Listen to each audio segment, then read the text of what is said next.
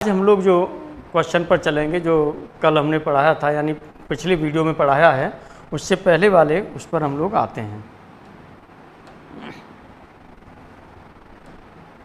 देखिए क्वेश्चन है आपका, two finite sets have small m and small n elements, the total number of subsets of the first set is 56 more than that of the total number of subsets of second set, then values of small m and capital small n are, यानी इनकी हमें values देखनी है, small m और small n की values क्या हैं। अब देखिए क्वेश्चन आपने समझ लिया। क्वेश्चन में कह रहा है कि दो फाइनाइट सेट हैं आपके पास, जिसमें से एक के पास स्मॉल m एलिमेंट्स हैं और दूसरे के पास स्मॉल n एलिमेंट्स हैं।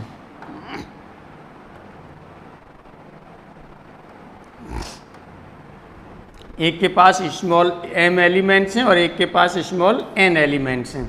अब कह रहा है the total number of subsets of the first set, जो फर्स्ट सेट है उसके टोटल नंबर ऑफ सबसेट, तो total number of subset first set के कितने हो जाएंगे, टोटल नंबर ऑफ सबसेट्स की बात करें फर्स्ट सेट के, तो ये कितना हो जाएगा, ये होगा 2 to the power m हो जाएगा।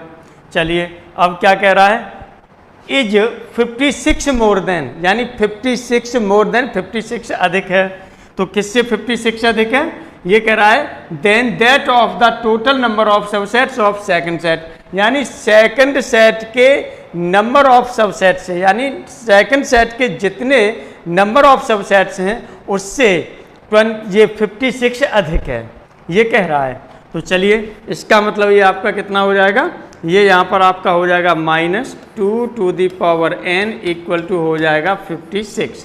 यदि इसे आप ब्रेक करना चाहें, यदि इसे आप ब्रेक करना चाहें तो इसे क्या ब्रेक कर सकते हैं, ये ब्रेक कर सकता है 8 × 7 में ब्रेक कर सकते हैं। तो 8 × 7 की यदि यहाँ पर हम बात करेंगे तो आप एक चीज़ और यहाँ से आप ले सकते हैं कि एक तो ये आप ले सकते हैं कि 2 की पावर m - 2 की पावर n × 56 है, तो ये किस किस वैल्यूज़ के लिए इसकी जो आपकी ये m और n की कौन सी वैल्यूज होंगी जिसके लिए 56 आपका क्या करे, होल्ड करे।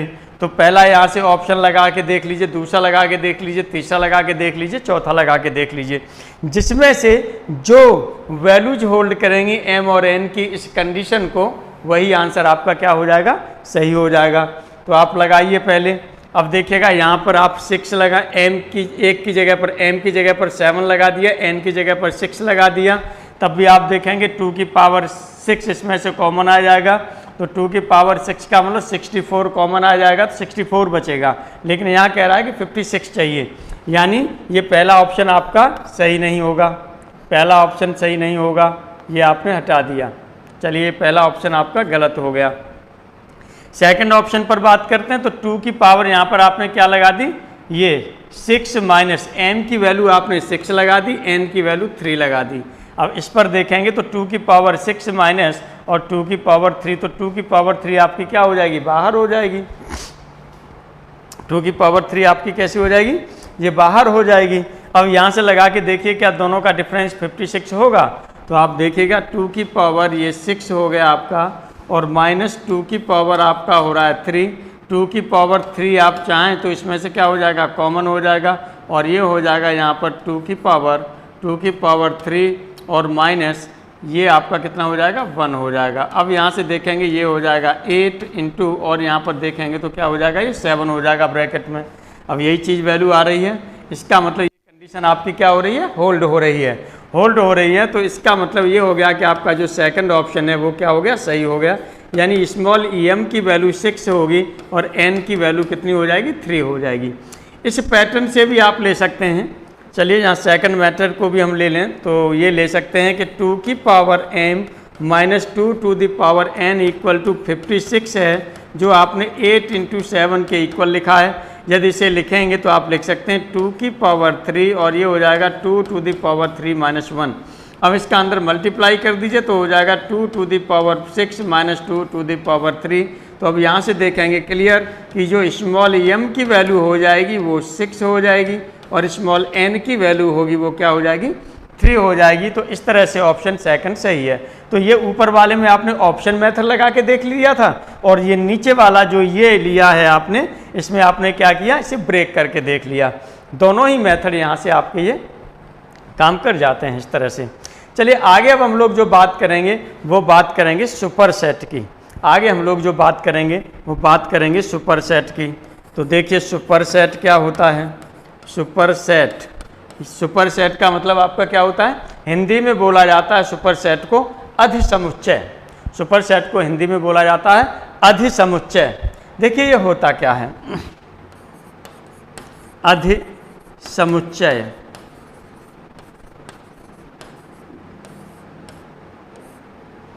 देखिए अधिसमुच्चय क्या होता है, बहुत सिंपल चीज़ है। जैसे सबसेट आपने पढ़ा था, सेम उसी तरह की चीज़ है यहाँ पर। यदि हमने यहाँ पर ये ले लिया कि हमारे पास कोई एक सेट ए है, दूसरा सेट बी है, और A is the subset of B. तो हमने यहाँ पर ले लिया, हमारे पास दो सेट हैं, एक सेट ए लिया है, दूसरा सेट बी लिया है, और आपने इस तरह से लिया है कि A is the subset of B. तो यहाँ पर ये कहलाता है A is the subset of B. इसी तरह से इसी चीज़ को हम दूसरे फॉर्म में भी क्या कर सकते हैं, लिख सकते हैं, और दूसरे फॉर्म में लिख सकते हैं। तो इस केस में क्या कहा जाता है, इसी केस में कहा जाता है कि जो B होता है B is the super set of A। इसी केस में ये बोला जाता है B is the super set of A।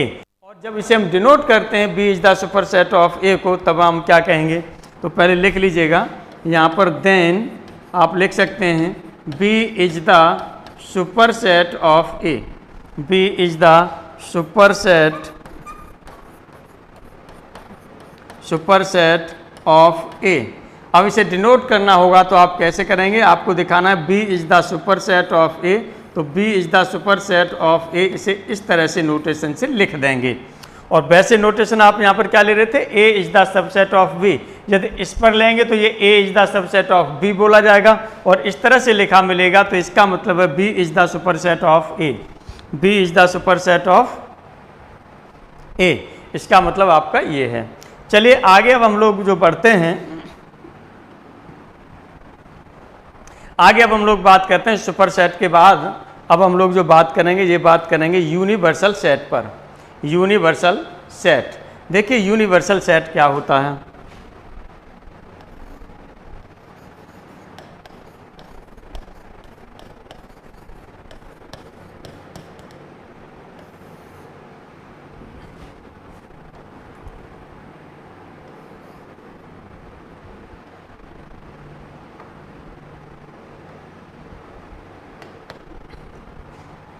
Universal set, universal set को हिंदी में बोला जाता है समष्टीय समुच्चय।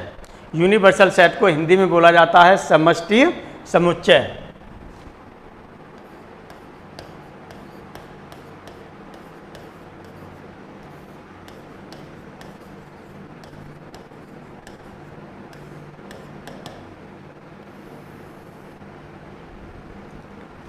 यूनिवर्सल सेट, समष्टि समुच्चय। देखिए समष्टि समुच्चय क्या होता है, इस पर हम लोग बात करते हैं। तो समष्टि समुच्चय में कोई एक सेट होता है, एक सेट होता है जो सभी सेट्स को रखे होता है, यानी कंटेन करता है। एक सेट होता है जो सभी सेट्स को क्या करता है, कंटेन करता है, तो उसे बोला जाता है यूनिवर्सल सेट। यानी एक ऐसा सेट जो सभी दिए गए सेट्स को कंटेन करता है, उसे हम क्या कहेंगे, यूनिवर्सल सेट बोलेंगे। और यदि इसे लिखना चाहें तो आप लिख सकते हैं a set that contains all sets. A set that contains all sets is known as universal set, is known as universal set, ये हम बोलेंगे इसको। तो यूनिवर्सल सेट के लिए जैसे एग्जाम्पल लेना चाहें तो आप एग्जाम्पल ले सकते हैं कि आपके पास इंग्लिश अल्फ़ाबेट का कोई आपने ले लिया बी और सी, BC ले लिया, तो BC की जो दुनिया समाई हुई है, यानी इंग्लिश अल्फ़ाबेट है, इंग्लिश अल्फ़ाबेट से निकले के जो है लेटर्स हैं, तब आप कहेंगे कि इन B और C के लिए जो समष्टि समुच्चय हो जाएगा, यानी यूनिवर्सल सेट हो जाएगा, वो क्या हो जाएगा, आपका इंग्लिश अल्फ़ाबेट हो जाएगा। या कोई सेट भी आपको दिया जा सकता है जिसमें B और C हो, कंटेन हो। जैसे एग्जाम्पल के लिए भी हम लोग देखिए ले लेते हैं, यूनिवर्सल सेट में हम लोग क्या लेते हैं, ये हमने फर्स्ट एग्जाम्पल ले लिया।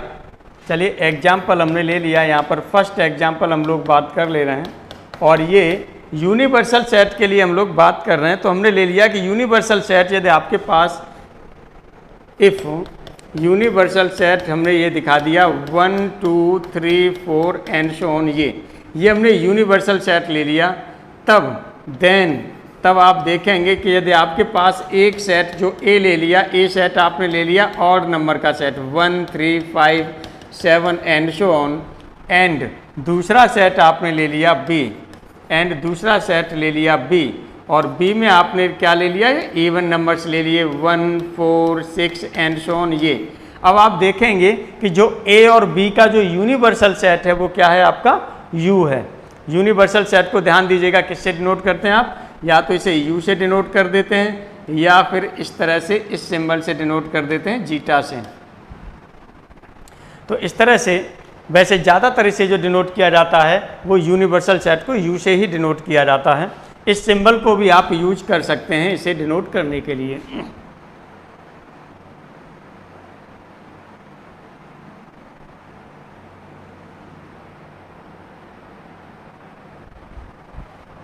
चलिए अब हम लोग बात करते हैं यहाँ पर, तो इस तरह से ए और बी का जो यूनिवर्सल सेट हो जाएगा वो आपका क्या होगा, यू होगा, ए और बी का यूनिवर्सल सेट। इसी तरह से और भी हम एग्जाम्पल्स लेना चाहें तो और भी एग्जाम्पल ले सकते हैं। एक सेट हमने सपोज कर लीजिएगा A equal to capital A equal to small A element ले लिया, दूसरा सेट हमने ले लिया ए बी सी, उसमें से ले लिए एलिमेंट्स उसके।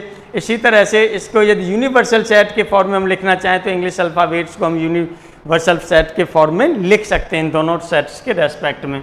चलिए एग्जाम्पल नंबर 2 पर भी हम लोग बात कर लेते हैं।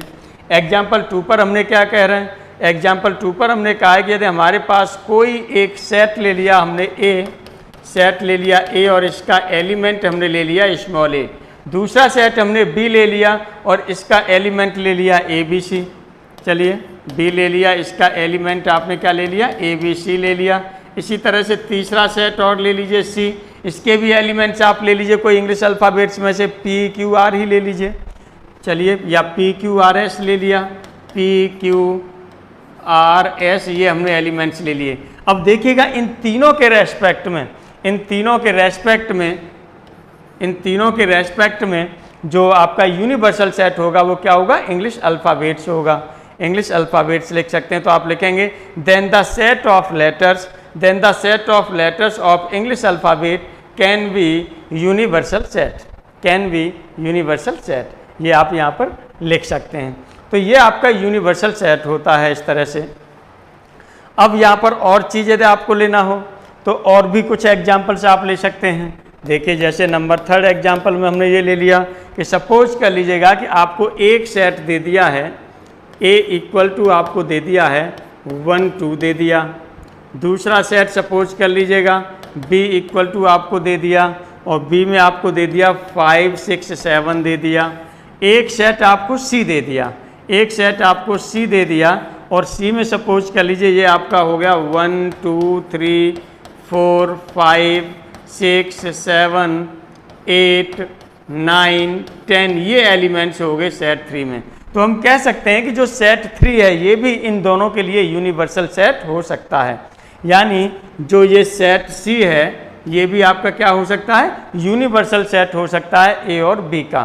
तो आप यहाँ पर कह सकते हैं यानी जो सेट सी है, set C can be universal set, can B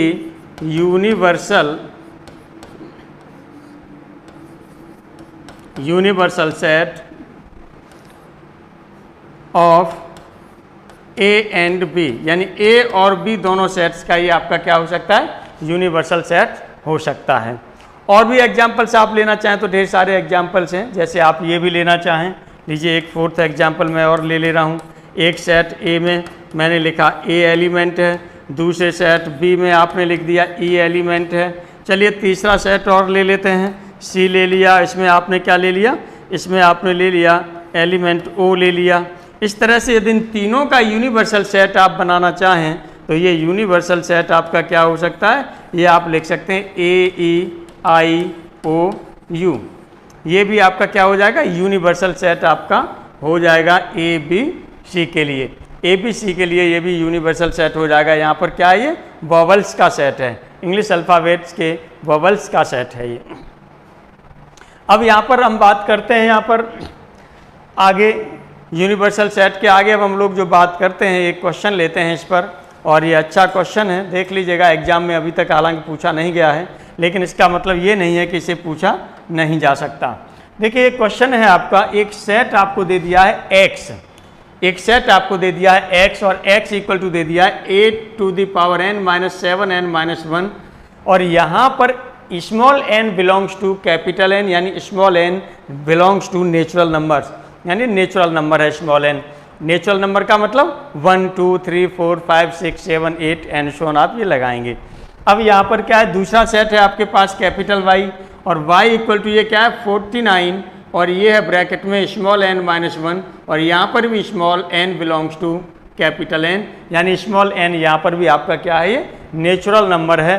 then तब आपको देखना है, यहाँ पर 4 ऑप्शन दिए गए हैं। देन 4 ऑप्शन में पहला ऑप्शन है आपके पास ये दिया गया है x is the subset proper subset of y is the proper subset of x and x equal to y, और फोर्थ ऑप्शन में आपको दिया है नॉन ऑफ दीज। तो इस पर हम लोगों को बात करनी है, इस पर हम लोगों को बात करनी है।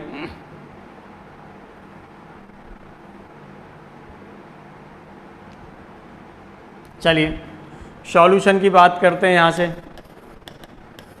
जब सॉल्यूशन की बात करते हैं तो सेट आपको दिया है x, और इसमें आपने क्या दिया है 8⁻n-7n-1 दिया है, और ये स्मॉल n है, यहाँ पर वो क्या है, नेचुरल नंबर है। तो चलिए यदि सेट को आप लिखना चाहें तो लिख सकते हैं। सेट की वैल्यू क्या निकल के आ जाएगी, ये ध्यान दीजिएगा।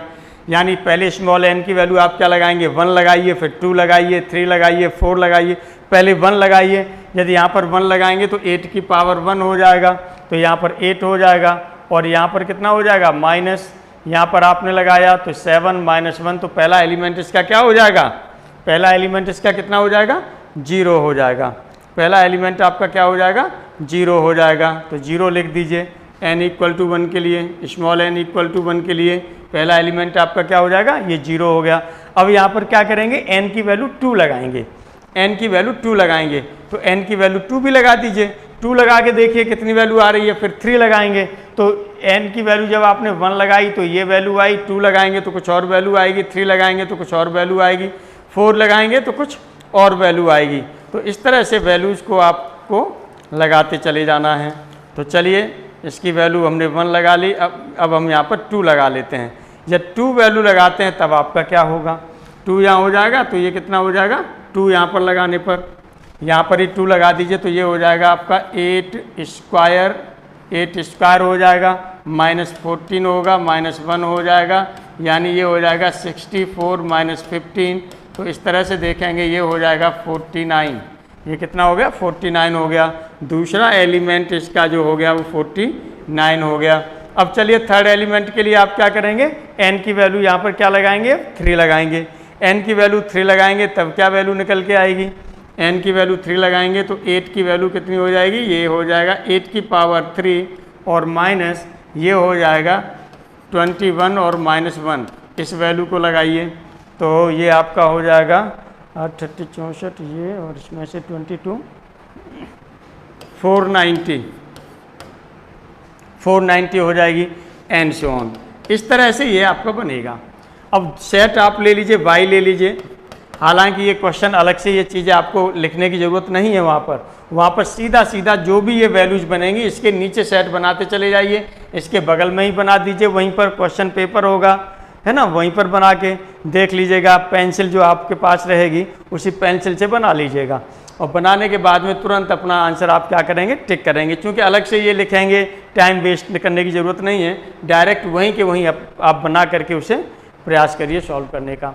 तो चलिए अब यहाँ पर दूसरा बाई सेट आपने लिया, ये कितना है, ये है आपके पास 49, और स्मॉल n -1 है, यहाँ पर small n belongs to capital N। यहाँ पर भी चलिए पहले वैल्यू आप क्या रख लीजिए, इसे लिखने के लिए n की वैल्यू 1 रखेंगे। n की वैल्यू यदि 1 रखेंगे तो पहला एलिमेंट इसका भी 0 हो जाएगा n की वैल्यू 1 के लिए। अब n की वैल्यू 2 रखेंगे तो ये कितना हो जाएगा, 49 हो जाएगा। n की वैल्यू 3 रखेंगे तो ये हो जाएगा 98 हो जाएगा। And so on. जब n की वैल्यू 10 रखेंगे, n की वैल्यू 10 रखेंगे तो 490 भी होगा एंड सो ऑन, और इस तरह से आगे चलेगा। अब आपकी समझ में आ गया होगा यहाँ पर कि जो x है, x के जितने भी एलिमेंट्स हैं वो बाई सेट में मिल रहे हैं। x के सभी एलिमेंट्स किस में मिल रहे हैं? बाई में मिल रहे हैं। इसका मतलब यहाँ से क्या हो जाएगा? इसका मतलब सीधा सीधा है कि x is the subset of y, x is the subset of y, ये सीधा सा निकल रहा है। तो x is the subset of y, यानी कौन सा ऑप्शन सही है? ये फर्स्ट ऑप्शन आपका सही है। इस तरह से ये फर्स्ट ऑप्शन आपका सही है। चलिए आगे अब हम लोग बात करते हैं। अभी हमने ये क्वेश्चन देखा, अब इसके बाद हम लोग बात करेंगे डिसजॉइंट सेट पर। डिसजॉइंट सेट,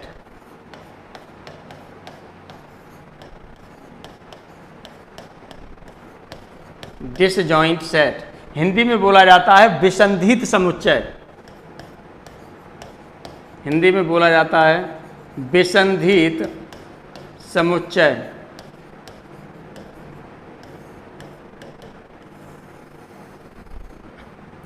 डिसजॉइंट सेट यानी विसंधित समुच्चय की यहाँ पर हम लोग बात कर रहे हैं।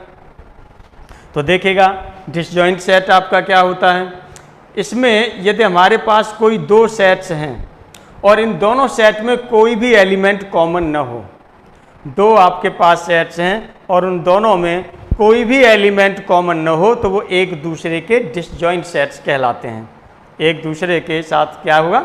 डिसजॉइंट सेट्स कहलाएंगे।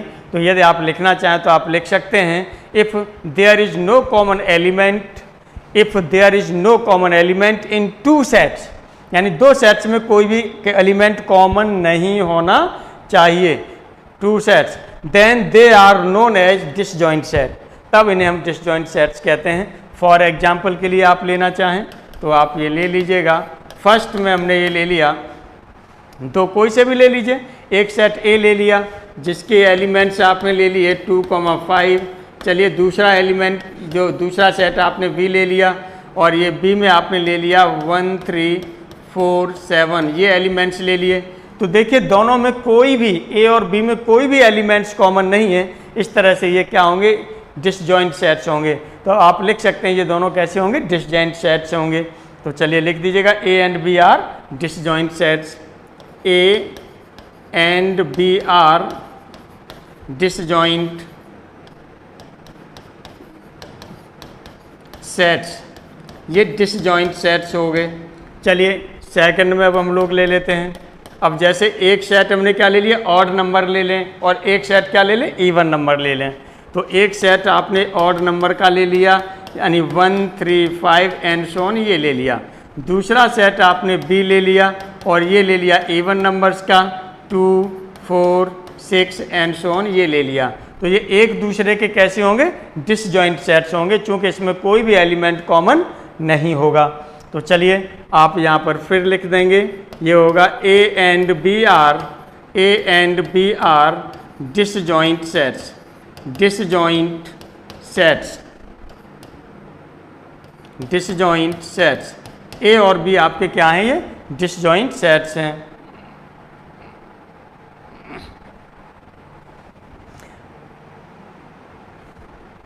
चलिए थर्ड नंबर ले लीजिए, और थर्ड नंबर ले लेते हैं। थर्ड नंबर में अब आपका जैसे सपोज कर लीजिएगा यहाँ पर इवन ऑड ले लिया। आप इंटीजर्स के लिए ले लीजिए पॉजिटिव इंटीजर्स और नेगेटिव इंटीजर्स। तो चलिए नेगेटिव इंटीजर्स को आई नेगेटिव से डिनोट करते थे, तो ये -1, -2 एंड सो ऑन, ये चलता था। इसी तरह से पॉजिटिव इंटीजर्स आप लेते हैं तो इसे आई प्लस से डिनोट करते हैं, और ये हो जाएगा आपका 1, 2, 3, 4 एंड सो ऑन, ये हो जाएगा। तो इस तरह से जो आई माइनस और आई प्लस हैं ये भी कैसे होंगे? डिसजॉइंट सेट्स होंगे। तो यहाँ पर आप लिख सकते हैं I minus and I plus are disjoint sets, are disjoint sets, ये भी आपके डिसजॉइंट सेट्स हैं। और भी एग्जांपल लेना चाहें तो कुछ और भी ले सकते हैं। जैसे आपने ये ले लिया, इसके बाद में कुछ और एग्जांपल आप लेना चाहें तो आप ये ले सकते हैं कि नेगेटिव नंबर्स ले लिया, पॉजिटिव नंबर्स ले लिया, एक प्राइम नंबर्स और आप जो है कंपाउंड नंबर्स को भी लिख करके लिख सकते हैं आराम से, वो भी दोनों आपके क्या हो जाएंगे, डिसजॉइंट सेट्स हो जाएंगे। अब एक एग्जांपल इसमें आप ऐसे ले लीजिए जिसमें डिसजॉइंट सेट्स न बने। तो चलिए एक सेट हमने ले लिया ए, और ए में हमने एलिमेंट ले लिया 1 2 3 4 5 6, 1 2 3 4 5 6, और चलिए 7 ये ले लिया। दूसरा हमने सेट ले लिया बी, और इसका जो एलिमेंट हमने ले लिया, ये एलिमेंट हमने चलिए ले लिया यहाँ से, ये हमने ले लिया 7 8 9 10 ये ले लिया। अब यहाँ पर देखेंगे तो इसमें 7 है, ये 7 दोनों में कैसा है, कॉमन है। 7 दोनों में कॉमन है, तो इसका मतलब क्या होगा, इसका मतलब हो जाएगा ए एंड बी, यानी जो सेट्स हैं आपके पास A and B, sets A and B are not disjoint sets, not disjoint sets, यानी ये डिसजॉइंट सेट्स नहीं हैं। ए और बी दोनों डिसजॉइंट सेट्स आपके नहीं हैं। चलिए अब आगे हम लोग बात करते हैं कॉम्प्लीमेंट्री सेट्स के बारे में। आगे अब हम लोग बात करेंगे कॉम्प्लीमेंट्री सेट्स। तो देखिए कॉम्प्लीमेंट्री सेट्स क्या होते हैं, इसको हिंदी में बोला जाता है पूरक समुच्चय, कॉम्प्लीमेंट्री सेट्स।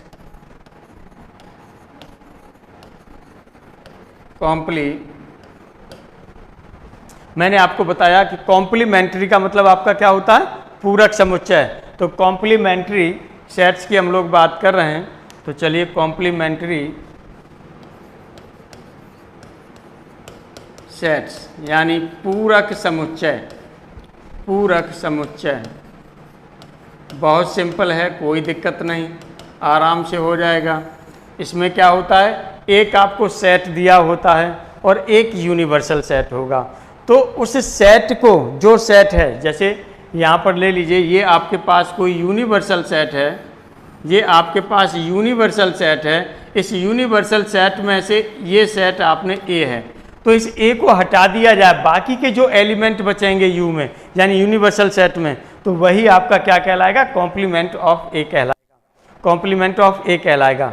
यानी यूनिवर्सल सेट आपको दिया है और एक आपके पास सेट है, तो इस सेट के जो एलिमेंट्स हैं ये छोड़ करके बाकी का जो एलिमेंट्स बचेंगे उनका यदि कलेक्शन कर लिया जाए तो उसे हम क्या कहते हैं, कॉम्प्लीमेंट्री सेट कहेंगे उसे। तो उसे हम क्या कहेंगे, कॉम्प्लीमेंट्री सेट कहेंगे।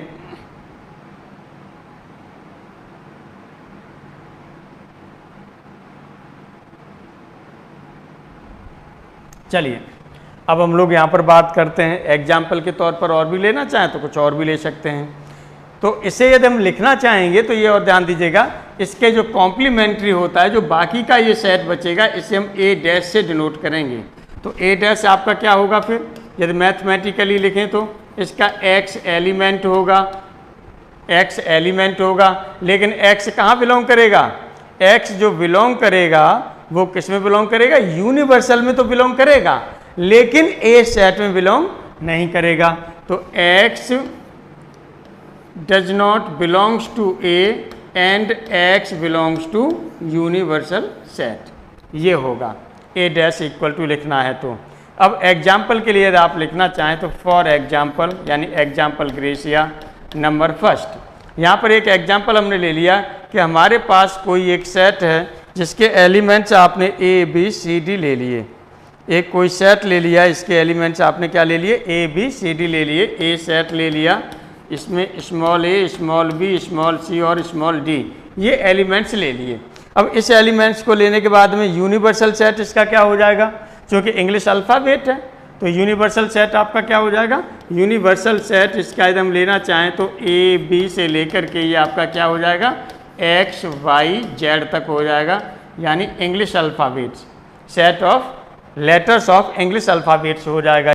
तो ये लिख लिया आपने। अब यहाँ पर आपको लिखना क्या है, ए डैश लिखना है, यानी कॉम्प्लीमेंट्री सेट लिखना है। तो इसमें हमें क्या करना है, जो इसमें कॉमन है, ए कॉमन है, ए कॉमन है तो छोड़ देना है, बी कॉमन है, बी कॉमन है छोड़ देना है, सी कॉमन है, सी कॉमन है छोड़ देना है, डी भी इसका एलिमेंट होगा, डी कॉमन है तो डी कॉमन है, इसको भी छोड़ देना है। इसके बाद में फिर क्या होगा, E F G N so on जो आपके पास बचेगा एक्स वाई जेड तक, ये इसके क्या हो जाएंगे, एलिमेंट्स हो जाएंगे। इस तरह से आप कॉम्प्लीमेंट्री सेट्स को पढ़ लेते हैं। अब जैसे यहाँ पर हम लोग और भी यदि एग्जाम्पल लेना चाहें तो यहाँ पर और भी कुछ एग्जाम्पल ले लीजिए। ये एक ही एग्जाम्पल आपका हुआ है अभी। यदि ए सेट आपने ले लिया, ए सेट आपने ले लिया और ए के एलिमेंट्स यदि आप लेना चाहें तो चलिए हमने ले लिया 3 4 5 6 यानी 3 4 5 6 ये एलिमेंट्स ले लिए। दूसरा सेट आप क्या करेंगे, बी ले लेते हैं और इसे क्या दिखाएंगे, यूनिवर्सल सेट की तरह से दिखाएंगे। तो यूनिवर्सल सेट में आपने ले लिया 1 2 3 4 5 6 7 ये यूनिवर्सल सेट ले लिया। अब यहाँ से यदि आपको ए कॉम्प्लीमेंट निकालना है यानी कॉम्प्लीमेंट्री सेट ऑफ ए निकालना है तो आपका क्या हो जाएगा, जो कॉमन एलिमेंट्स इन दोनों में से छोड़ दीजिए। तो यहाँ पर देखिएगा क्या लिखेंगे, 1 इसमें नहीं है तो लिखा जाएगा 2 अब देखिएगा इस सेट में है नहीं है तो इसे भी लिख दीजिए। 3 सेट में है तो छोड़ दीजिए। 4 भी है छोड़ दीजिए। 5 भी छोड़ दीजिए। 6 भी छोड़ दीजिए। अब 7 और बच रहा है, 7 कर लिया। तो इस तरह से ये आपका क्या हो जाएगा, ये कॉम्प्लीमेंट्री सेट ऑफ ए हो जाएगा, कॉम्प्लीमेंट्री सेट ऑफ ए हो जाएगा। अब हम लोग यहाँ पर बात करेंगे, वो बात करेंगे डिफरेंस सेट की। डिफरेंस सेट, अभी डिफरेंस सेट की बात करेंगे, उसके बाद वेन डायग्राम की बात करेंगे, फिर वेन डायग्राम के बाद में हम लोग ऑपरेशंस की बात करेंगे। तो चलिए नंबर 2 आगे अब हम लोग बात करते हैं। तो ये बात अब हम किस पर करेंगे, डिफरेंस ऑफ सेट्स की बात करेंगे। तो यहाँ पर लेंगे डिफरेंस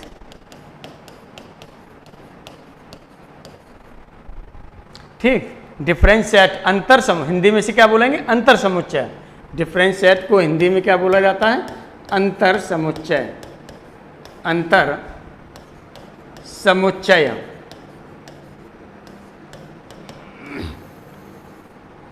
चलिए ये क्या होता है डिफरेंस सेट। डिफरेंस सेट की जब हम बात करते हैं तो हमारे पास कोई 2 सेट हैं। एक सेट हमने ले लिया ए है और दूसरा सेट हमने ले लिया बी है। एक सेट हमने ए ले लिया, दूसरा सेट बी ले लिया। तो इसके जो डिफरेंस सेट को लिखा जाता है वो डिफरेंस सेट क्या होता है आपका, ए में से बी को हम सबट्रैक्ट कर रहे हैं तो ये आपने लिख दिया ए माइनस बी। अब इसमें क्या आएगा, तो ए में से यदि हम बी घटा रहे हैं तो बी के जितने एलिमेंट ए में कॉमन होंगे, बी के ए में जितने भी एलिमेंट्स कॉमन होंगे उनको छोड़ देना है, उनको छोड़ देना है। इसका मतलब क्या होगा, एक्स सच दैट, एक्स कहाँ बिलोंग करेगा, एक्स जो है इस तरह का एलिमेंट है कि एक्स ए में तो बिलोंग करेगा लेकिन एक्स बी में बिलोंग्स नहीं करेगा। ए माइनस बी, यही मतलब निकल के आएगा इसका। ये ले लेंगे या यहाँ पर कॉमा की जगह पर एंड लिख लीजिए, यहाँ पर तो होना चाहिए, यहाँ पर एंड लिख लीजिए बल्कि, तो और ज़्यादा अच्छा हो जाएगा। चलिए मैं थोड़ा सा यहाँ से लेके, चलिए ये हो गया। और एंड यदि यहाँ पर लेना चाहें तो X does not belongs to B, ये हो गया।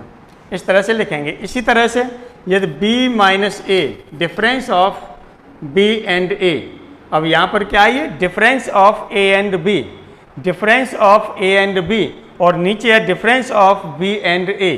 तो यहाँ पर आपका क्या हो जाएगा, बी एंड ए में एक्स सच दैट, अब x किसका एलिमेंट होना चाहिए, b का तो एलिमेंट होना चाहिए, तो x belongs to b, x b में तो मिलना चाहिए, लेकिन अब चूंकि a के एलिमेंट हैं वो क्या होंगे, सब्ट्रैक्ट होंगे, हटा दिए जाएंगे b से, तो निश्चित रूप से जो x है वो a का एलिमेंट नहीं होना चाहिए। इस तरह से यदि ये लिया जाएगा तो इसे बोला जाएगा डिफरेंस सेट। यदि इसे आप लिखना चाहें तो आप लिख सकते हैं the set of elements of A, the set of elements of A whose do not exist in B, whose do not exist in B, यानी जो B में एग्जिस्ट नहीं करते हैं, A में तो एग्जिस्ट करते हैं लेकिन B में एग्जिस्ट नहीं करते हैं। तो इस तरह के जो एलिमेंट्स होते हैं ये आपका क्या कहलाता है, डिफरेंस सेट कहलाता है। अब एग्जाम्पल के लिए यदि आप लेना चाहें तो आप ले लीजिए। चलिए फॉर एग्जाम्पल, एग्जाम्पल ग्रेसिया, एक सेट हमने ले लिया A और A सेट इक्वल टू आपने सपोज कर लीजिए एलिमेंट ए एलिमेंट ये आपने ले लिया 1 3 7, ये एलिमेंट्स ले लिए। दूसरा सेट आपने ले लिया बी, और बी में आपने ले लिया यहाँ पर 5, 7, 9, 11 ये ले लिया।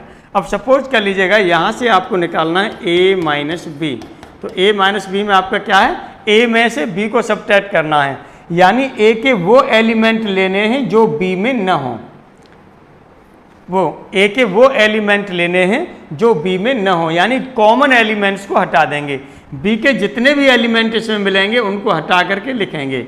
अब चलिए यहाँ पर देखेंगे 1, a में 1 है, इसमें 1 है, नहीं है तो लिख दीजिए। फिर 3, a में 3 है, b में 3 है, नहीं है तो लिख दीजिए। उसके बाद क्या 7, a में 7, b में 7 है तो छोड़ दीजिए। ये यदि छोड़ देते हैं तो हमारा क्या हो गया, ये हो गया a माइनस बी। इसी तरह से यदि हम यहाँ पर लिखते हैं b माइनस ए, तो अब किधर से मिलाना शुरू करेंगे, b से मिलाना शुरू करेंगे। b में हमारा कितना 5 है, तो चलिए 5 देखिए a में है, नहीं है तो इसे लिख देना है, लिख दिया। अब क्या है 7, अब देखिए 7 है आपका, 7 b में, a में है 7, यस है तो छोड़ दीजिए। अब क्या देखेंगे 9 देखिए है a में, नहीं है तो लिख दीजिए। 11 a में है, नहीं है तो लिख दीजिए। ये हो गया आपका b माइनस ए, ये हो गया आपका b माइनस ए। तो इस तरह से a माइनस बी और b माइनस ए आप आराम से निकाल सकते हैं, यानी डिफरेंस समुच्चय आप आराम से निकाल सकते हैं। चलिए और एक एग्जाम्पल यहाँ पर हम लोग ले लेते हैं। ये एग्जाम्पल हमने ले लिया कि एक सेट a है हमारे पास, एक सेट a है और यदि a को हम a के साथ डिफरेंस करें तो क्या आएगा, 5 आएगा। इसी तरह से b का डिफरेंस यदि हम b सेट के साथ करेंगे तो ये भी क्या हो जाएगा, 5 आएगा। यानी कहने का मतलब यदि किसी सेट का डिफरेंस सेल्फ के साथ किया जाता है तो वो हमेशा आपको क्या मिलेगा, 5 मिलेगा। चूंकि दोनों के सेम एलिमेंट्स कॉमन होंगे तो कोई एलिमेंट उसमें सेट में बचेगा ही नहीं, डिफरेंस सेट में। ये आपका इस तरह से हो जाएगा और इसे आप आराम से लिख सकते हैं। अब हम लोग जो बात करेंगे वो बात करेंगे वेन डायग्राम पर। अब हम लोग जो बात करेंगे वो बात करेंगे वेन डायग्राम।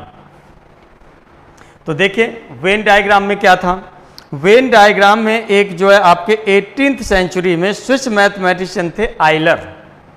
18th सेंचुरी में स्विस मैथमेटिशियन थे आइलर, उन्होंने इसे फर्स्ट टाइम इंट्रोड्यूस किया था।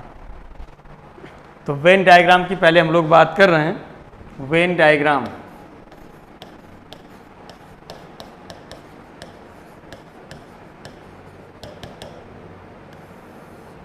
तो देखिए इन्होंने क्या किया था, आयलर ने जो किया था, सेट्स को लिखने के लिए उन्होंने सर्कल्स को यूज किया। आयलर थे 18th सेंचुरी में, आयलर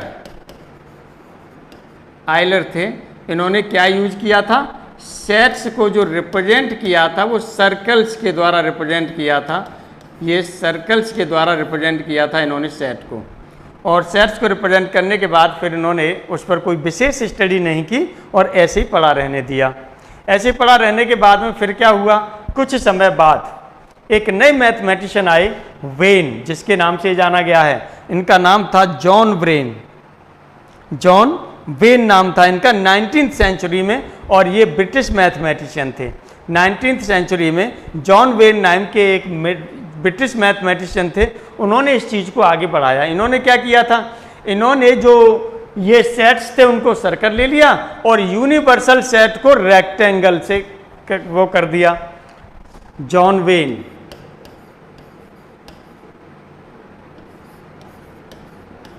वेन थे, इन्होंने जो सेट्स थे, सेट्स को किससे रिप्रेजेंट किया था, इन्होंने जो सेट्स को रिप्रेजेंट किया वही सर्कल से किया था, ये सर्कल से किया था। और जो आपका यूनिवर्सल सेट था,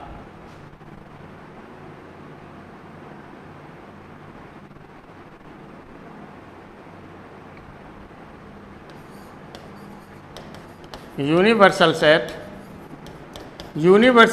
था, इसको किससे रिप्रेजेंट किया था, इन्होंने रेक्टेंगल से रिप्रेजेंट किया था। ये रेक्टेंगल से रिप्रेजेंट किया, तब इन्होंने आगे बढ़ाया। जैसे जो आपने पढ़ा था वहाँ पर हमने रेक्टेंगल से रिप्रेजेंट करके दिखाया भी है पीछे, ये किया था। चलिए एग्जाम्पल के लिए यदि हम लेना चाहें तो यहाँ पर हम लोग ले सकते हैं। फर्स्ट एग्जाम्पल हमने ये ले लिया कि हमारे पास कोई यूनिवर्सल सेट है और 0 से लेकर के हमने इसमें क्या ले लिया, 9 ले लिए एलिमेंट्स। 0 1 2 3 4 5 6 7 8 9, ये हमने यूनिवर्सल सेट मान लिया। अब इसके अलावा हम दो सेट और ले सकते हैं, एक ए सेट ले लें, एक बी सेट ले लें। तो ए सेट में भी कोई एलिमेंट्स ले लीजिए और बी सेट में भी कोई एलिमेंट्स ले लीजिए। चलिए एक ए सेट हमने ले लिया, इसमें एलिमेंट्स हमने ले लिया, ये चलिए 2 4 6 ले लिया हमने एलिमेंट्स। दूसरा सेट हमने क्या लिया, बी ले लिया। चलिए बी में भी कुछ एलिमेंट्स आप ले लीजिए, जो भी एलिमेंट्स लेना चाहें। तो बी में एलिमेंट्स लेने के लिए यदि हम चाहें तो 4 5 6 इस तरह से ले सकते हैं, या कुछ और भी आप ले सकते हैं। ये बी में एलिमेंट यदि आप लेना चाहें तो चलिए हमने ये ले लिया, 1 ले लिया, 3 ले लिया, 1 ले लिया, 3 ले लिया, और यहाँ पर हमने चलिए 6 ले लिया, और यहाँ पर हम इसे चाहें तो 8 ले रहे हैं। ये एलिमेंट्स हमने बी के एलिमेंट्स ले लिए। अब इसे वेन डायग्राम के द्वारा यदि हमें रिप्रेजेंट करना है तो वेन डायग्राम के द्वारा हम इसे क्या लिख सकते हैं, ये चीज़ और आप देख लीजिएगा। अब यहाँ पर देखेंगे कोई किसी का सबसेट नहीं है, जब सबसेट हो जाएगा तो बीच में समा जाएगा। चलिए हम देख के दिखाते हैं इसको। यूनिवर्सल सेट आप लेंगे, यूनिवर्सल सेट को बताया है किससे डिनोट करेंगे। यूनिवर्सल सेट को रेक्टेंगल से डिनोट किया जाता है, ये यू इस तरह से लिख दिया। इसमें एक सेट है आपके पास ए सेट है, तो ए सेट को ये लिख दिया। ए सेट के जो एलिमेंट्स हैं, ए सेट के एलिमेंट्स हैं वो कितने हैं, 2 4 और ये 6, ये एलिमेंट्स ले लिए।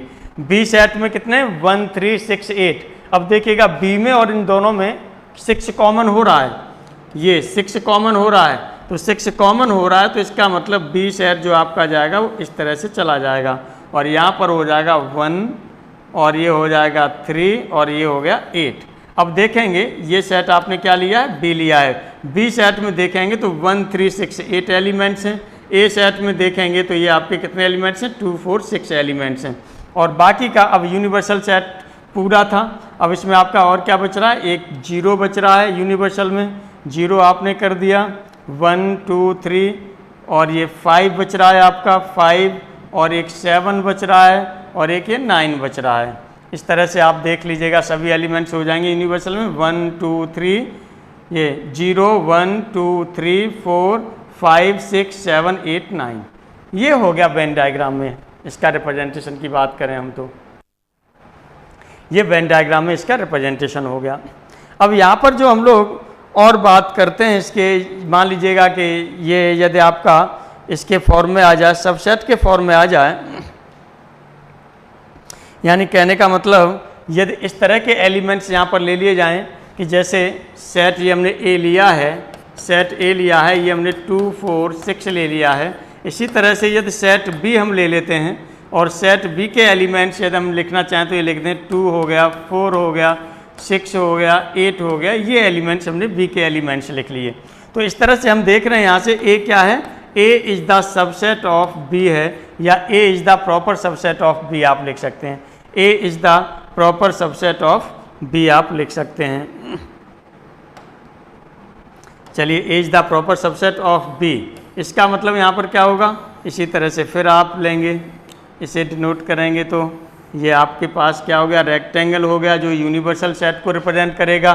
ए सेट में सेट आपके पास ये क्या हो गया, ये ए सेट ले लिया, ये ए सेट ले लिया। इसके एलिमेंट्स कौन कौन से हैं, एक 2 एलिमेंट्स है, एक 4 है और एक 6 है। अब दूसरा सेट आपने ले लिया और दूसरा सेट आपने ले लिया बी, और देखिएगा बी में क्या है 2 4 6 और 8 और आ जाएगा, तो ये पूरे एलिमेंट्स बी में हो जाएंगे। अब यूनिवर्सल में अब आप बच रहा है तो क्या बच रहा है, एक 0 हो गया, 1 हो गया, 3 हो गया, 5 हो गया, और ये 7 हो गया, और ये 9 हो गया। इस तरह से आप लिख सकते हैं इसको। ये पहला एग्जाम्पल आपने इसके लिए लिया था, और ये दूसरा एग्जाम्पल जो लिया है आपने ये इसके लिए लिया है।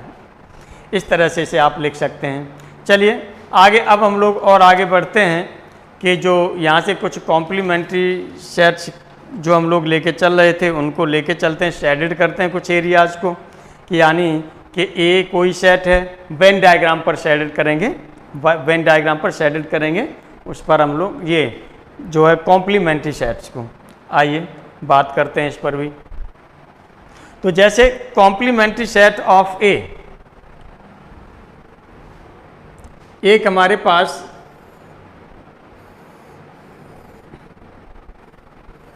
ये हमने ले लिया यूनिवर्सल सेट है, ये हमारे पास ए सेट है। तो यहाँ पर जो हम ऐड ये जो शेड कर रहे हैं वो शेड किसको करेंगे?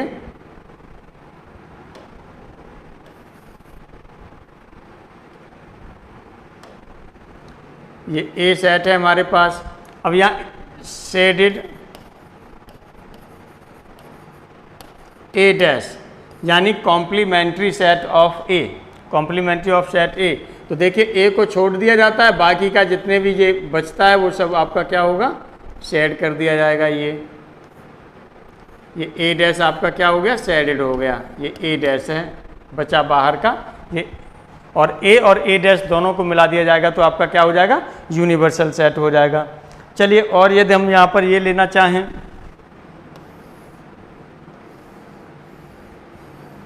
ये आपके पास यूनिवर्सल सेट है और एक सेट आपके पास ये ले लिया बी सेट है और ये ले लिया आपके पास ए सेट है। अब यहाँ से भी यदि आप ए डैश को करना चाहेंगे, ए डैश को शेडेड करना चाहेंगे तो आपका क्या हो जाएगा?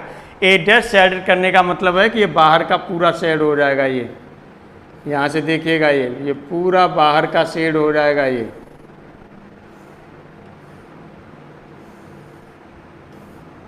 यहाँ पर भी आपका क्या हो रहा है? ए डैश शेडेड हो गया। इसी तरह से अब यहाँ पर हम क्या लेते हैं?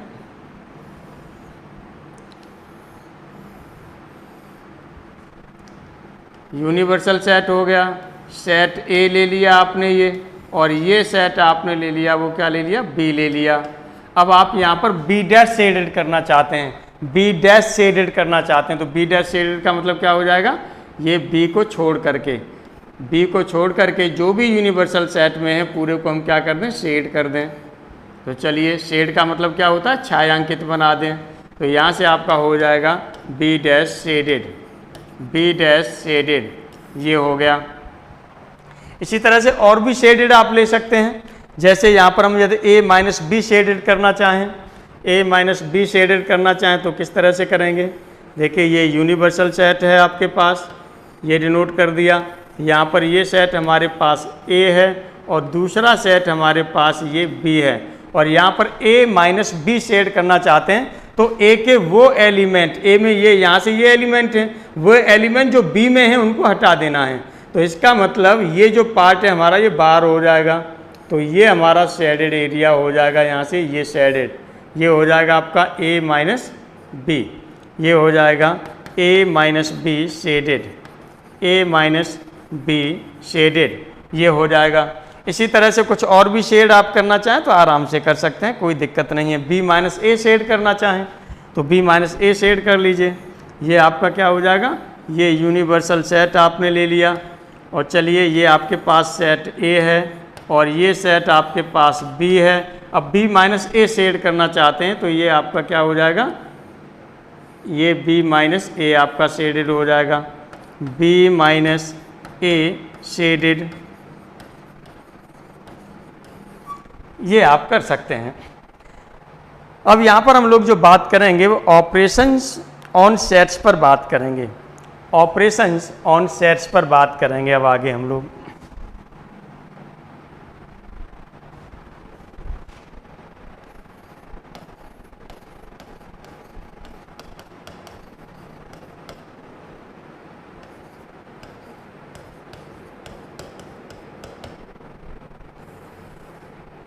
ऑपरेशंस ऑन सेट्स, इस पर हम लोग बात करते हैं। तो ऑपरेशन जो आपके होते हैं, ऑपरेशन का मतलब क्या होता है? संकारक, संक्रिया, जो सेट्स पर संक्रियाएं होती हैं।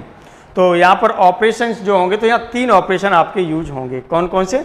एक होगा यूनियन, और एक होगा इंटरसेक्शन, और एक होगा आपका डिफरेंस। यूनियन को संघ भी बोला जाता है, इंटरसेक्शन को सर्वनिष्ठ या प्रतिच्छेदन बोला जाता है, और आपका जो डिफरेंस है, डिफरेंस को अंतर बोला जाता है, ये बोला जाता है। तो चलिए, पहले हम लोग यहाँ पर बात करते हैं यूनियन ऑफ सेट्स पर। तो चलिए, 3 हमने यहाँ पर ऑपरेशन लिए हैं।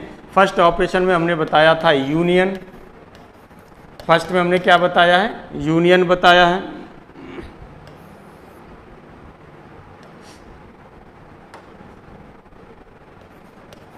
यूनियन, इसे क्या बोला जाता है? संघ बोला जाता है, संघ। इसी तरह से सेकंड, सेकंड को हमने बताया इंटरसेक्शन, इंटरसेक्शन, इंटरसेक्शन को क्या बोला जाता है? प्रतिच्छेदन बोला जाता है, प्रतिच्छेदन।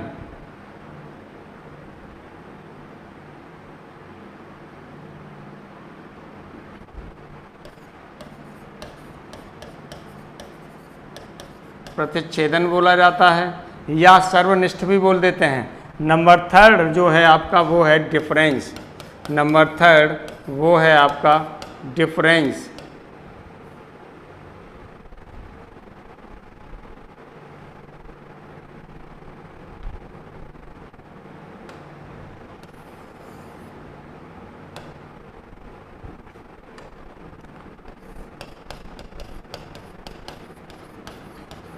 डिफरेंस, इसे बोला जाता है अंतर, इसे बोला जाता है अंतर।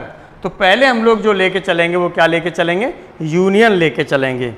तो चलिए अब यहाँ पर हम लोग बात करते हैं union of sets, union of sets.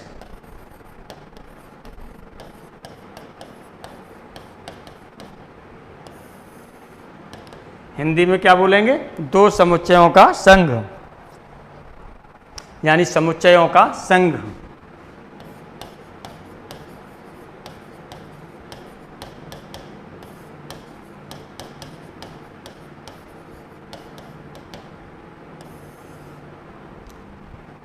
चलिए यहाँ पर इस ऑपरेशन पर हम लोग बात करते हैं। तो यहाँ पर हमारा क्या होगा? जो यूनियन होता है, जो यूनियन होता है, देखिए यहाँ पर हम थोड़ा पहले इसे ले लेते हैं, वेन डायग्राम पर समझा देते हैं, फिर इसकी थ्योरी के फॉर्म में लिख देते हैं। ये आपके पास कोई यूनिवर्सल सेट है।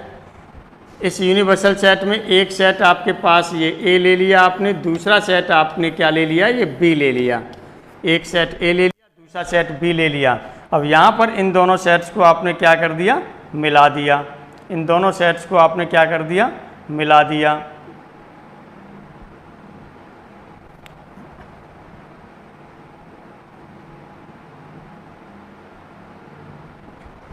चलिए ये मिल गए आपके। यदि से मिलाएंगे तो फिर आपके क्या होंगे?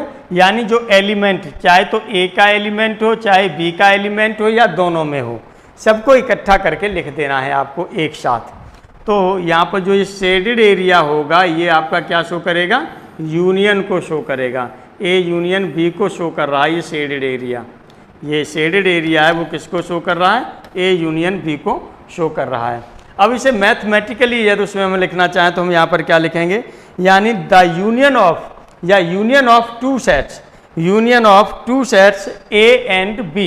ए और बी लिया है आपने, तो union of two sets A and B, यानी ए और बी का जो यूनियन होता है वो आपका क्या है? एक सेट, दो सेट्स के बीच में, ए और बी के बीच में क्या होता है? एक सेट होता है जिसमें जो एलिमेंट्स होते हैं वो किसके होते हैं? सभी ए के भी एलिमेंट्स होते हैं और बी के भी होते हैं, या फिर दोनों में कॉमन होते हैं, वो भी होते हैं। ए के सभी एलिमेंट्स होंगे, बी के सभी एलिमेंट्स होंगे। तो कॉमन एलिमेंट्स जो ए और बी में कॉमन एलिमेंट्स होगा तो वैसे ही उसमें आ जाएगा। यदि से ये उसमें लिखना चाहें लैंग्वेज में, मैथमेटिकल लैंग्वेज में लिखना चाहें तो हम क्या लिख सकते हैं?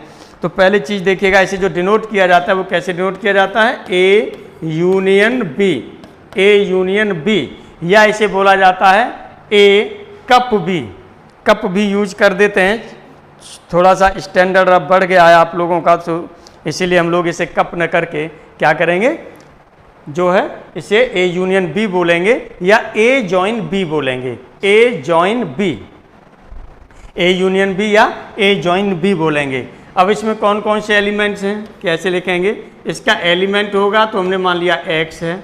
अब x सच दैट, x किस तरह से होगा? x या तो a में बिलोंग कर रहा होगा या फिर बिलोंग कर रहा होगा x किस में? b में। यानी इन दोनों सेट में से एक सेट में जरूर होगा, चाहे तो a में होगा या फिर b में होगा या दोनों में होगा, a और b दोनों में होगा।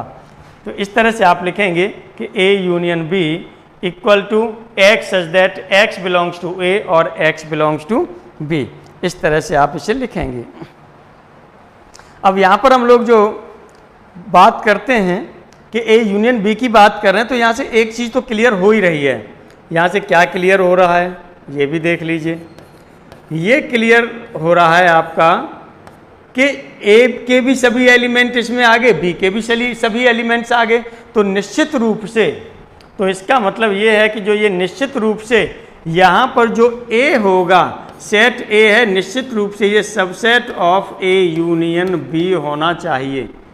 ए यूनियन बी का क्या होना चाहिए, ये ए सबसेट होना चाहिए।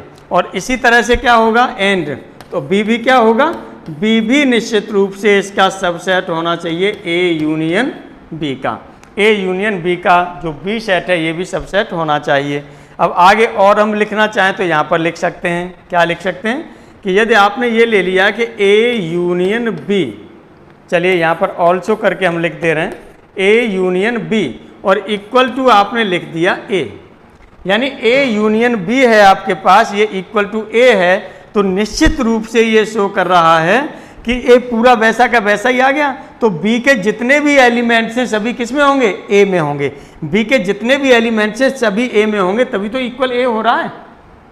यदि ए इक्वल हो रहा है तो ये क्या शो कर रहा है, ये शो कर रहा है कि B is the subset of A, B is the subset of A. इसी तरह से यदि ए यूनियन बी है आपके पास में इक्वल टू ये बी के इक्वल है, तो ये निश्चित रूप से ये आपको दिखा रहा है कि ये दिखा रहा है कि जो आपके पास ए है ये आपका क्या है, निश्चित रूप से सबसेट ऑफ बी है, A is the subset of B है। ये हो गया। चलिए एग्जाम्पल भी यहाँ पर हम लोग ले लेते हैं।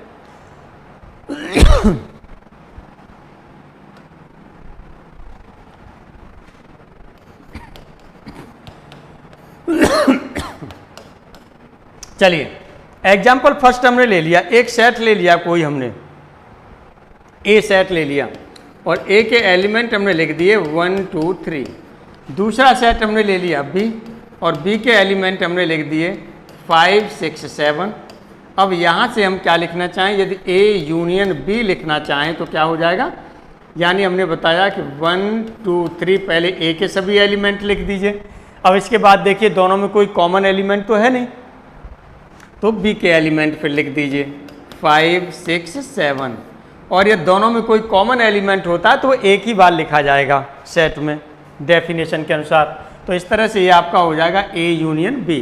चलिए सेकंड एग्जांपल ले लेते हैं। सेट ए इक्वल टू आपने लिख लिया है 5 6 7 8 ये लिखा। चलिए सेट बी यहाँ पर आपने लिख दिया और सेट बी में आपने लिख दिया 8 9 10 ये लिख दिया। अब यहाँ से फिर हम लोग क्या निकालते हैं, ए यूनियन बी निकालते हैं। तो A union B equal to आपका क्या हो जाएगा, अब यहाँ देखेंगे 5 6 7 पहले के एलिमेंट वैसे के वैसे ही लिख दीजिए 5 6 7 8 ये लिख दिया। अब यहाँ से देखिए 8 है, 8 कॉमन था तो पहले से लिखा जा चुका है तो अब दोबारा लिखने की ज़रूरत नहीं है। इसके बाद क्या है 9 है तो 9 लगाइए, फिर 10 है तो 10 लगाइए। तो इस तरह से ये सेट आपका जो हो गया ये क्या हो गया, ए यूनियन बी हो गया। अब आगे देखिए हम लोग ऐसे भी एक एग्जांपल ले लेते हैं कि एक सेट हमने ये ले लिया, थर्ड एग्जांपल हमने ले लिया कि एक सेट हमारे पास ए है और ये हमने ले लिया 1 3 5 1 3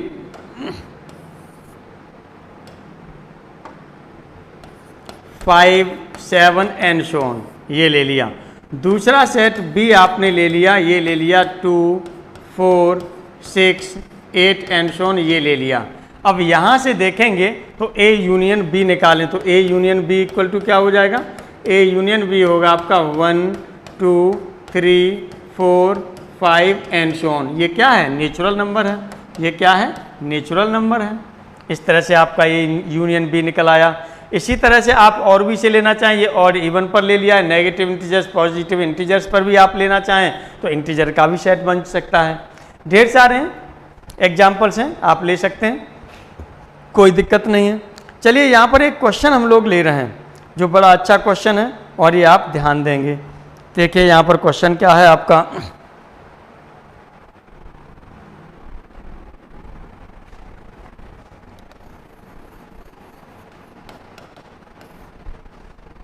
यहाँ पर हम कोई एक सेट ले रहे हैं। इफ़ हमने कहा है कि कोई हमारे पास एक सेट है, इफ़ ए इक्वल टू एक सेट ले लिया एक्स सच दैट, अब देखिएगा ये ए हमारे पास एक सेट है और ये इस तरह से कि X equal to 2n+1, X equal to 2n+1 ये हमने ले लिया। चलिए x इक्वल टू हो गया 2n+1 और यहाँ है कि जो स्मॉल n है ये बिलोंग्स टू कैपिटल N यानी नेचुरल नंबर है। एक सेट आपने ये ले लिया a इस तरह से। अब हम दूसरा सेट भी यहाँ पर ले लेते हैं, दूसरा सेट भी ले लेते हैं, या z को, या आप ऐसा कर लीजिए इसकी जगह पर आप यहाँ n की जगह पर इसे कुछ दूसरा लिख लीजिए, इंटीजर ले लेते हैं तो थोड़ा सा और सही हो जाएगा। इंटीजर थोड़ा हम ले लेते हैं तो थोड़ा और सही हो जाएगा ये। चलिए यहाँ पर हमने ये इंटीजर्स ले लिया, z ले लिया, क्योंकि अब नेगेटिव पॉजिटिव दोनों नंबर आ जाएंगे, ये ले लिया।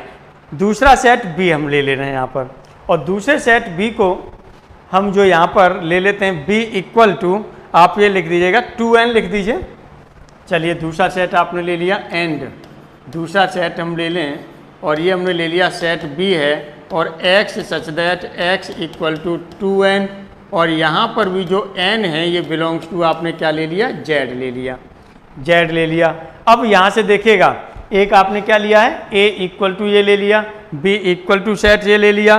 देन आपको जो फाइंड करना है, देन तब a यूनियन b आपको फाइंड करना है कि क्या है। नंबर फर्स्ट ऑप्शन में, नंबर फर्स्ट ऑप्शन में हमने कहा कि ये कैपिटल N है यानी नेचुरल नंबर है। नंबर सेकंड में हमने कहा कि ये इंटीजर्स है यानी z है। नंबर थर्ड में हमने कहा कि ये रियल नंबर है, और फोर्थ में हमने कहा कि ये कॉम्प्लेक्स नंबर है। अब देखिएगा यदि यहाँ से कॉम्प्लेक्स नंबर के हटा करके यदि हम नॉन ऑफ दीज लगा देते हैं तो ये क्वेश्चन और टफ हो जाएगा थोड़ा सा। यदि नॉन ऑफ दीज लगा दें तो थोड़ा सा ये क्वेश्चन और टफ हो जाएगा, क्योंकि कॉम्प्लेक्स नंबर लगा दिया है तब आप सोचेंगे कॉम्प्लेक्स तो है नहीं, इन्हीं में से कोई होगा। लेकिन जब नॉन ऑफ दीज लग जाएगा तब आपको हो सकता है कि ये भी लगने लगे कि ये भी नहीं हो रहा है, ये भी नहीं हो रहा है, ये भी नहीं हो रहा है, तो उठा के कहाँ लगा दो, नॉन ऑफ दीज लगा दो। इस तरह से अक्षर माइंड में चीज़ें आती हैं, लेकिन पहले कंसेप्चुअली सबको समझ लीजिएगा तब टिक लगाइएगा, अनुमान से एकदम टिक मत लगाइएगा, पहले समझ के तभी टिक लगाइएगा, नहीं आंसर गलत होने में जरा भी टाइम नहीं लगेगा। चलिए यहाँ पर हम लोग देख लेते हैं क्या क्या है। यहाँ पर सॉल्यूशन की बात करते हैं तो दोनों को आप क्या करेंगे, यहाँ से मिलाएंगे, तो यहाँ से आपका क्या हो जाएगा, जो A यूनियन B होगा वो आपका क्या होना चाहिए। यहाँ से देखेंगे कि हम z की वैल्यू, n इंटीजर है, कोई भी यहाँ पर हम इंटीजर लगाएं तो ये हमारा क्या निकल के आएगा, ऑड नंबर निकल के आ रहा है, इंटीजर में ये ऑड नंबर निकल के आ रहा है। और यहाँ पर यदि हम कोई भी वैल्यू लगाते हैं तो 2, 3, 4, 5 ये भी निकल के आएगा। लेकिन यहाँ पर एक चीज़ और देखिएगा, यहाँ पर यदि हम क्या लगाते हैं, यहाँ पर चूंकि n इंटीजर है तो यहाँ वैल्यू 0 भी लगाई जाएगी, जो 0 लगाएंगे तो यहाँ 1 आ जाएगा, और यहाँ पर यदि हम आप 0 लगाएंगे तो यहाँ पर ये क्या हो जाएगा, 0 हो जाएगा।